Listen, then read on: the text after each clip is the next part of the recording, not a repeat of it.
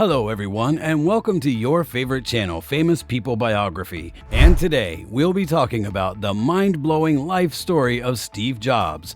Before I start the video, don't forget to like and subscribe to my channel to remain updated. I hope you enjoy the video, and let's get started. Jobs was a business giant, entrepreneur, industrial designer, media mogul, and investor. He helped start Apple, was its chairman and CEO, was the largest shareholder and chairman of Pixar, and was chairman of and ran Next. In the 1970s and 1980s, he worked with Steve Wozniak to create the personal computer revolution. Paul made a place for his son to work so he could keep doing what he loved, which was mechanics. He could build anything, Jobs said about his father. He'd construct us a cabinet. He gave me a hammer so that I could help build our fence. I didn't like taking care of my car, but I liked being with my dad.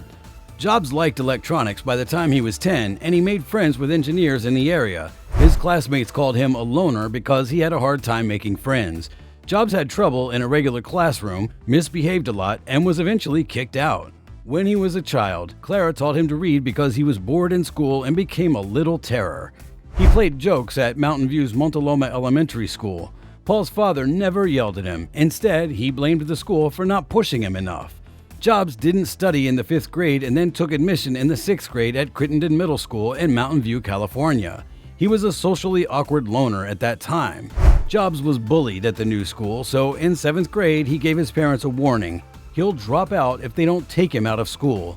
Jobs' family wasn't rich, and he used all of his money to buy a new house in 1967 so he could switch schools. The new house, a 3-bedroom home on Crist Drive in Los Altos, California, was in the Cupertino School District and surrounded by engineering families. In 2013, the original headquarters of Apple Computer was named a historic landmark. In 2013, he called Bill Hewlett out of the blue and asked for parts for an electronics project. Wozniak. Steve never learned how to code. He wasn't a designer or an engineer. Daniel Kotke, who went to college with Jobs, says that between Woz and Jobs, Woz was the one who came up with new ideas and inventions. Jobs worked in marketing. He is said to be the main inventor on 346 U.S. licensed applications for computers and other portable device user interfaces, lanyards, keyboards, staircases, power adapters, speakers, clasps, sleeves, and packages. Most of what he made was in product appearance. Between him and Jonathan Ive, they have 200 patents. Most of them are design patents, not inventions or utility patents. They cover things like the original iMac, the lamp-style iMac, and the PowerBook G4 Titanium. He has 43 patents in the United States. Mac OS X came out one day before Steve died. Jobs didn't work on the engineering and technical parts of the first Apple computers, but he used his position as CEO to make things in the future. Joanna Hoffman, a marketing executive with a lot of experience and a close friend, was one of the few people who worked for Apple and Next and could disagree with Jobs while talking to him. Jobs drew things that could hold iPads while he was in the hospital. He didn't like the finger oxygen monitor and worked to get rid of it. Since he died, 141 patents have been given to him, which is more than most inventors get in their whole lives. The number of patents is 450. Apple Computer was started in 1976 when Jobs tried to sell Steve Wozniak's desktop computer. Jobs and Wozniak made a lot of Apple I prototypes by hand with money they got from selling their own things. There were 200 of them made. Wozniak made the Apple II, which was one of the first microcomputers to be made in large numbers. Jobs oversaw the design of the unusual case for the Apple II, and Rod Holt made the power supply stand out. Jobs and Wozniak showed it off for the first time at the West Coast Computer Fair in 1977. Apple made and sold the Lisa in the early 1980s. It's the first commercial PC to have a user interface with pictures. A total of 100,000 Lisas were sold. Jobs took over the Macintosh project after he was kicked off the Lisa project in 1982. He brought ideas from the Lisa project with him. The last Lisa 2/10 computer got a new name, Macintosh XL. Jobs took over the Macintosh project after Wozniak's plane crashed and he had to leave for a while. Jobs released the Macintosh on January 24, 1984. It was the first mass-market personal computer with a mouse. The Macintosh 128K was the name of this first model. Since 1998, Apple has stopped using the name Macintosh in favor of Mac. However, the product line has always been called Mac. The 1984 commercial by Ridley Scott cost $1.5 million to make. When it was shown for the first time at Super Bowl XVIII on January 22, 1984, it was called a masterpiece and a watershed moment. Regis McKenna said that the ad was like the Mac. An unnamed woman shows that the Macintosh is coming to save people from IBM's computer tyranny.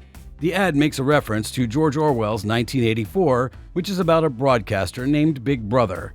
The Macintosh was too expensive for consumers to compete with the Commodore 64. And it was too expensive for businesses to compete with the IBM PC and its copies.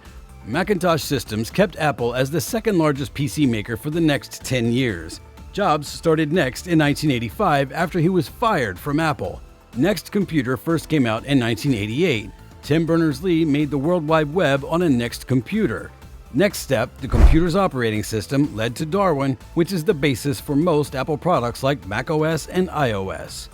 Jobs' return to Apple changed the way the 1998 iMac G3 looked. Apple said, "Our computer's back looks better than everyone else's." People said that the first Bondi Blue polycarbonate iMac looked like a cartoon. Apple first made the graphite gray iMac in 1999. Since then, the shape, color, and size have changed, but the idea of an all-in-one computer has stayed the same. The handle and the way the light breathes were made to get the user's attention. At the time, the iMac cost $1,299. The iMac got rid of the floppy disk drive and put in a USB port instead. As early USB devices were made of translucent polycarbonate, you can see that third-party accessory makers liked the interface because of how well the iMac did. iTunes is a media player, a library, a way to listen to internet radio, and a way to manage your mobile devices. It was made by Apple. It can play, download, and organize digital audio and video on PCs that run macOS or Windows. The iPod Touch, iPhone, and iPad all have the iTunes Store. Through the iTunes Store, people can buy and download music, TV shows, movies, podcasts, audiobooks, music videos, movie rentals, and ringtones for the iPod Touch and iPhone. The first iPod came out in 2001. The iPod is small because it uses a 1.8-inch hard drive instead of a 2.5-inch drive. The first generation of iPods can hold between 5 and 10 gigabytes of data. In 2001, $399 bought almost 100,000 iPods. Apple made a name for itself as a major music player with the iPod. iTunes and the iPhone came out because of how popular the iPod was. After the first iPods, Apple came out with the iPod Touch, the iPod Mini, the iPod Nano, and the iPod Shuffle. Apple started making the iPhone in 2005, and it was first shown to the public on June 29, 2007. A study found that 6 out of 10 Americans knew that the iPhone was coming out. In 2007, Time named it the Invention of the Year, and in 2010, it was named one of the all-time 100 gadgets. The phone was a quad-band smartphone that could play music, videos, and games. In 2008, Apple came out with the iPhone 3G, which had GPS, 3G, and tri-band UMTS HSDPA. Phil Schiller showed off the iPhone 3GS in June 2009. It could be controlled by voice and had a better camera and a faster processor. The iPhone 4 was smaller than its predecessors and came with a 5-megapixel camera that could be used for video calls. Siri, a voice recognition virtual assistant, was one of the best things about the iPhone 4S. iPads from Apple run on iOS. On April 3, 2010, the iPad was first shown to the public. The device's multi-touch screen has a virtual keyboard you can use. Several iPads can connect to both Wi-Fi and cellular networks. More than 250 iPads had been sold by April 2015. That's all for today, guys. I hope you liked the video. Don't forget to mention your comments below. Thank you for watching and see you next time.